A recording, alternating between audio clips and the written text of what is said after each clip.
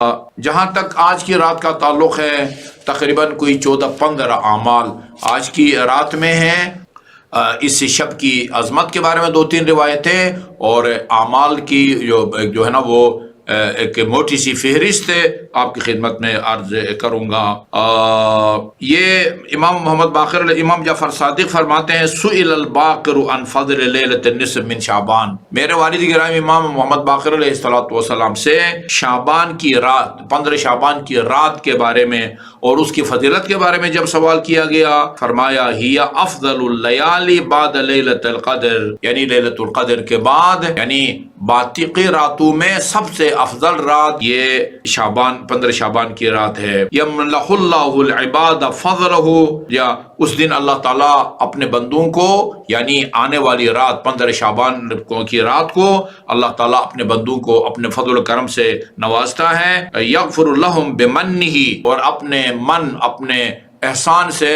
لوگوں کے گناہوں کو بھی معاف فرماتا ہے۔ فاجتہدوا فی القربۃ الی اللہ تعالی فیہا، یعنی اس شب میں اللہ تعالیٰ کا قرب حاصل کرنے کی کوشش کرو۔ فإنہا لیلۃ، یہ 15 شعبان کی رات یہ وہ رات ہے قال اللہ عز وجل علی نفسہ، اللہ تعالیٰ نے قسم کھا کے اپنے آپ کو پابند کر دیا ہے، اللہ تعالیٰ نے قسم کھا کے اپنے آپ کو پابند کر دیا ہے کہ لا يرد سائلا فیہا ما لم يسأل اللہ المعصیہ، کہ اللہ تعالیٰ کسی بھی سائل کو خالی ہاتھ نہیں لوٹائے گا، جو شخص جو دعا بھی کرے گا اللہ تعالیٰ اس کے دعا کو قبول فرمائے گا، بشرطی کہ وہ کسی نافرمانی کا یا فعل حرام کا یا گناہ کی جو ہے نا وہ دعا نہ کرے۔ ظاہر ہے اگر کسی فعل حرام کی دعا مانگتا ہے اس کو تو اللہ تعالیٰ قبول نہیں فرمائے گا۔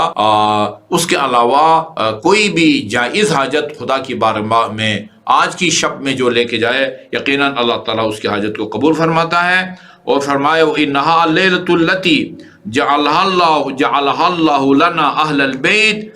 بِإِزَاءِ مَا جَعَلَ لَيْلَةَ الْقَدْرِ نَبِيِّنَا،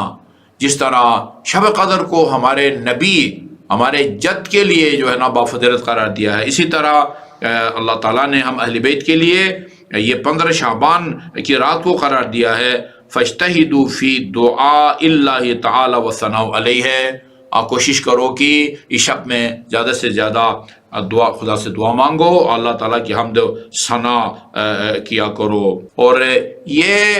یعنی قطع نظر اس کے کہ ہمارے 12ویں امام اور حجت خدا اجل اللہ تعالیٰ فرجہ شریف کی ولادت ہے، اس سے قطع نظر شعبان کی جو ہے نا یہ وہ فضیلت ہے، جہاں اس کی وجہ سے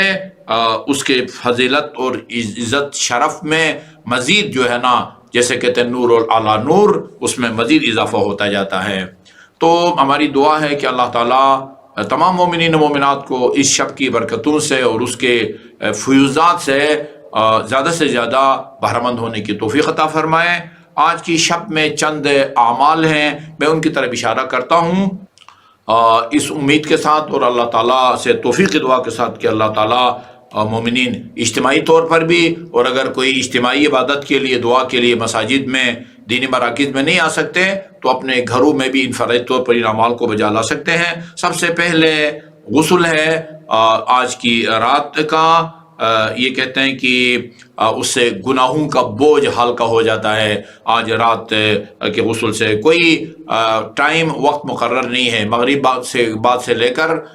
جو ہے نا وہ فجر کی اذان تک یہ ساری جو ہے نا وہ 15 شعبان کی رات ہے۔ اور دوسرا جو عمل ہے وہ شب بیداری ہے۔ شب بیداری بذات خود آدمی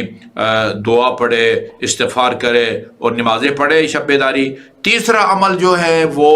امام حسین علیہ السلام کی زیارت ہے۔ البتہ امکانی صورت میں کوشش کریں کہ گھر کی چھت پہ جا کے وہ زیارت پڑھیں، کم سے کم مختصر سے مختصر جو زیارت بیان کی گئی ہے، السلام علیکم یا ابا عبداللہ، السلام علیکم ورحمۃ اللہ وبرکاتہ۔ اس کے علاوہ 15 شعبان کی رات کی جو زیارت ہے وہ مفاتیح الجنان میں بھی، تحفۃ العوام میں بھی اور دیگر دعاؤں کی کتابوں میں بھی وہ موجود ہے۔ خاص طور پر 15 شعبان کی رات کے لیے وہ آپ تلاش کر سکتے ہیں۔ تیسرا جو عمل ہے وہ ایک دعا ہے جو کہ اللہم بحق لیلتنا ہذہ و مولودہا، آج کی رات اور اس شب کے مولود کا واسطہ، وہ ایک نسبتاً طولانی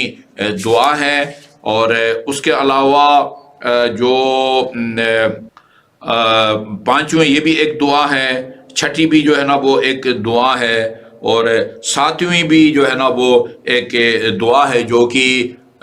یعنی بعض مساجد میں نماز ظہر کے بعد ریگولر پڑھی جاتی ہے۔ اللہم صلی اللہ محمد و آل محمد، شجرۃ النبوۃ و معدن الرسالہ یہاں سے شروع ہوتی ہے، اور ایک مختصر سی دعا ہے۔ اسی طرح نواں عمل جو ہے وہ بھی وہ سبحان اللہ والحمد للہ ولا الہ الا اللہ واللہ اکبر، ان کو 100 مرتبہ پڑھنا ہے۔ اور اس کے علاوہ آپ نے فرمایا کہ بہترین دعاؤں میں سے ہے ایک نماز عشاء کے بعد ایک وہ ہے نماز ہے، 2 رکعت نماز پڑھنی ہے آپ نے۔ پہلی رکعت میں الحمد اور سورہ قل یا ایھا الکافرین پڑھنا ہے، اور دوسری رکعت میں الحمد کے بعد سورہ قل ھو اللہ کو پڑھنا ہے، اور سلام کے بعد 33 دفعہ سبحان اللہ، اور 33 دفعہ والحمدللہ، اور 33 دفعہ واللہ اکبر پڑھنا ہے۔ پھر اس کے بعد ایک اور نسبتاً طولانی دعا ہے۔ اور 11واں جو عمل ہے، شیخ طوسی نے اپنی کتاب میں مصباح المتہجد میں اور کف امی نے یہ دعا پڑھی، الہی تعرض لک فی ھذین المتعرضون۔ عام طور پر جو صاحبان توفیق مومنین نماز شب کے پابند ہیں وہ یقیناً پڑھتے ہوں گے۔ شفع کے بعد ایک دعا ہے، یہ نماز شب میں پڑھی جاتی ہے، اور آج کی رات یعنی 15 شعبان کو بھی یہ دعا پڑھی جاتی ہے۔ اسی طرح کچھ اور دعائیں ہیں جو سجدے میں پڑھی جاتی ہیں۔ اور جو 14واں عمل ہے، آپ کہہ سکتے ہیں کہ یعنی یہ اس شب کی بہت اہم یعنی عبادات میں سے ہے یا اعمال میں سے ہے، وہ نماز جعفر طیار ہے۔ امیر المومنین علیہ الصلوۃ والسلام کے بھائی تھے جعفر طیار، تو جناب جعفر طیار آپ کو وجہ تسمیہ بھی معلوم ہے، یعنی طیار آپ کو کیوں کہتے ہیں؟ اس لیے کہ وہ آپ کی اسی جہادی خدمات کے نتیجے میں اللہ تعالیٰ نے آپ کو 2 پر جنت میں عطا فرمائے، اور فرشتوں کے ساتھ ان 2 پروں کے ذریعے وہ پرواز کرتے ہیں۔ جب وہ جنگ تبوک سے فارغ ہو کے آئے فتح یاب ہو کے، تو آن حضرت نے بلایا ان کو، کہا کہ میں تمہیں ایک انعام یا جائزہ کہیں یا ہدیہ دینا چاہتا ہوں اس جہادی خدمت کے نتیجے میں۔ سب لوگ سوچ رہے تھے کہ پتہ نہیں کیا قیمتی پلاٹ دیں گے، تلوار دیں گے، سواری دیں گے۔ آپ نے یعنی جس طرح خاتون جنت جب کوئی اپنی حاجت لے کے گئی تھی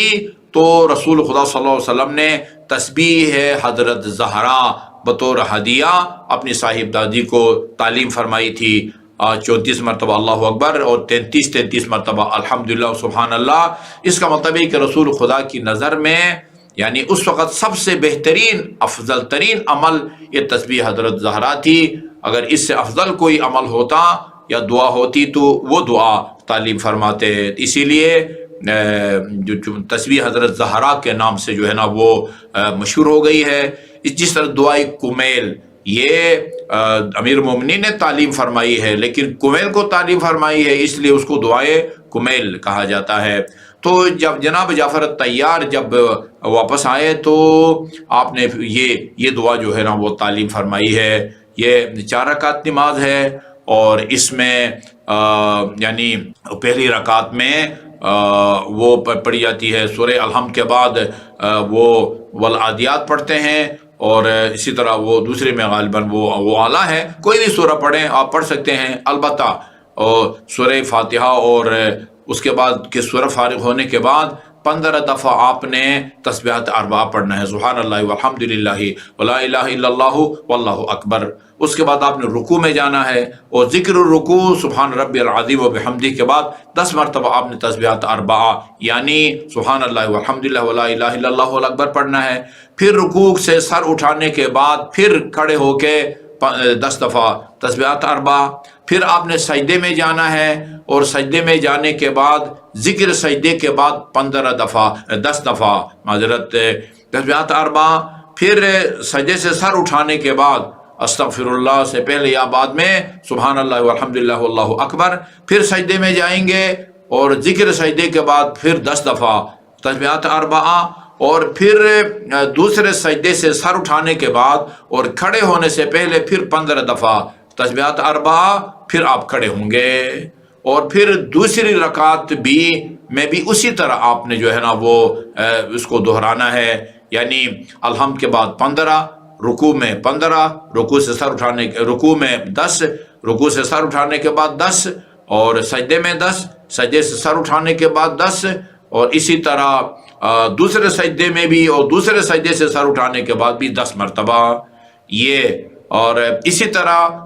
2 رکعت آپ نے اور پڑھنی ہے، یا 2 رکعت نماز آپ نے اور پڑھنی ہے، اور اس کا بھی جو ہے نا وہ یہی طریقہ ہے۔ البتہ اس میں ایک چیز کا اضافہ ہے، اور وہ یہ کہ جب آپ آخری اس میں ہوں گے اپنا سجدے میں، آخری سجدے میں اس ذکر کے بعد ایک دعا ہے جو کہ وہ پڑھی جاتی ہے، ابھی وہ ابھی میں پڑھ کے آپ کو سناؤں گا تو اس کا کوئی فائدہ نہیں ہوگا، البتہ جو حضرات دلچسپی رکھتے ہیں اور یقیناً اس قابل ہے کہ وہ دلچسپی رکھی جائے، تو وہ آخری اس میں سجدے میں اس دعا کو پڑھنے کے بعد جو ہے وہ پھر آپ نے سر اٹھانا ہے، اور پھر جو ہے وہ کچھ اذکار ہیں جو کہ مفاتی اور دیگر کتابوں میں جو ہے نا وہ درج ہیں، اور اسی طرح آج کی شب میں دعائے کمیل کی بھی جو ہے نا وہ بہت زیادہ فضیلت ہے، وہ بھی کوشش کریں کہ ناغہ ہو نہ ہو اور اس کو پڑھیں ایک دفعہ۔ پھر خدا کی بارگاہ میں دست دعا ہوں کہ اللہ تعالیٰ تمام مومنین و مومنات کو اس شب کی برکتوں سے، ثمرات سے بہرہ مند ہونے کی توفیق عطا فرمائے، اور میں ایک دفعہ پھر تمام مومنین کی خدمت میں یہ آج کی شب کے مولود سعید قائم آل محمد عجل اللہ تعالیٰ فرجہ شریف کی ولادت باسعادت کی مبارکباد پیش کرتا ہوں۔ خدا کی بارگاہ میں دعا ہے کہ قائم آل محمد کے توجہات خاص کو ہم سب کے شامل حال فرمائے، آپ کے ظہور میں تاجیل فرمائے، ہمیں آپ کے اعوان اور انصار میں شامل ہونے کی توفیق عطا فرمائے۔ وما علینا الا البلاغ، یہ حدیث میں اس سے پہلے بھی آپ کو سنا چکا ہوں، یہ ساری معروضات آپ کی خدمت میں اس لیے پیش کی ہیں تاکہ میں اس رسول مقبول کی اس حدیث کا جو ہے نا وہ مصداق بن سکوں۔ فرمایا لا يتکرم الرجل بکلمۃ حق اخذت بها الا وله اجر من عمل بها، اگر کوئی کسی کو کوئی حق کی بات بتاتا ہے، ایک عمل کی طرف اس کو متوجہ کرتا ہے، ایک عمل کی دعوت دیتا ہے، اور سننے والا اس دعوت کو قبول کرے اور وہ عمل انجام دے، تو جتنا اجر عمل کرنے والے کو ملتا ہے اتنا ہی اجر عمل کی طرف دعوت دینے والے کو بھی ملتا ہے۔ البتہ عمل کرنے والے کو عمل کا اجر ملتا ہے، اور عمل کی دعوت دینے والے کو دعوت دینے کا اجر ملتا ہے، تو دونوں ثواب سے بہرہ مند ہوتے ہیں۔ وصلی اللہ علی محمد وآلہ الطیبین الطاہرین۔